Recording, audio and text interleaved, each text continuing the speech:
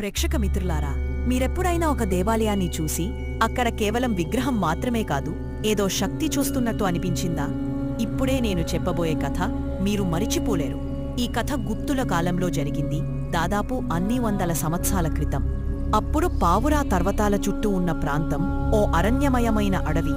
అక్కడ నివసించే రాక్షసుడు ప్రతిరోజూ గ్రామస్తులను భయపెడుతూ ఉండేవాడు. గ్రామ ప్రజలు భయంగా జీవించేవారు. అప్పుడు ఒక ధైర్యవంతుడు ముందుకొచ్చాడు. అతని పేరు వీరబాహు. అతడు ఒక యోధుడు. కాని అతని అసలు మిషన్ దేవతా ఆజ్ఞతో వచ్చినది. ఒకరోజు రాత్రి వీరబాహు తపస్సు చేస్తున్నప్పుడు ఓ శక్తివంతమైన శక్తి ముందు ప్రత్యక్షమైంది. అది ముండేశ్వరి దేవి స్వరూపం.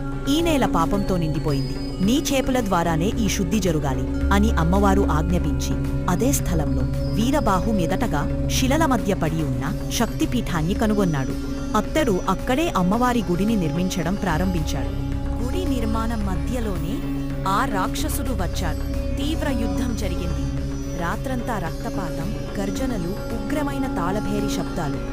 మూడో రోజున ముండేశ్వరీదేవి స్వయంగా అవతరించింది. ఆమె కళ్ళు అగ్నిలా మారాయి. ఆమె చేతి త్రిశూలం ఒక్కసారిగా ఆ రాక్షసుడిని నిక్కచ్చిగా ఛేదించింది. వీరబాహు కూడా ఆ సమయంలో కనిపించకుండా పోయాడు. అందరూ అనుకున్నారు అతడు మరణించాడని. కాని తర్వాత ఆలయం నిర్మాణం పూర్తయినప్పుడు గర్భగృహంలో ఉన్న దేవి విగ్రహం పక్కన ఒక చిన్న రాతి శిల కనిపించేది. ప్రతి అమావాస్య నాడు ఆ రాతి నుండి ఒక స్వరధ్వని వినిపించేది. శక్తిని రక్షించాను, నేను ఇక్కడే ఉన్నాను. అక్కడి పూజారులు నమ్మకమేమిటంటే, వీరబాహు దేహం మాయమైనా అతని ఆత్మ దేవిని కాపాడుతూ ఆలయం చుట్టూ తిరుగుతూనే ఉంటుందట. ఇవాళ కూడా గర్భగృహంలో ఓ చిన్న రాతి సింహాసనం ఉంటుంది. దానికి పూజ జరగదు.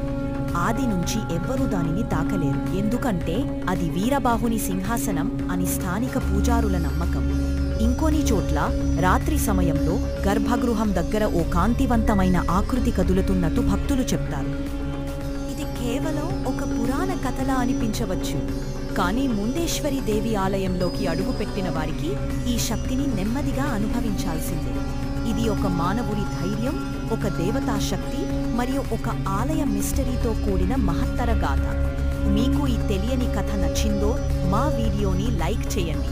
ఇంకొన్ని అలాంటి దేవతా రహస్యాల కోసం మా ఛానల్ సబ్స్క్రైబ్ చేయండి. మీ అభిప్రాయాలను, మీరు ఆలయంలోకి వెళ్ళిన అనుభవాలను కామెంట్స్లో రాయండి. జై ముండేశ్వరి మాత.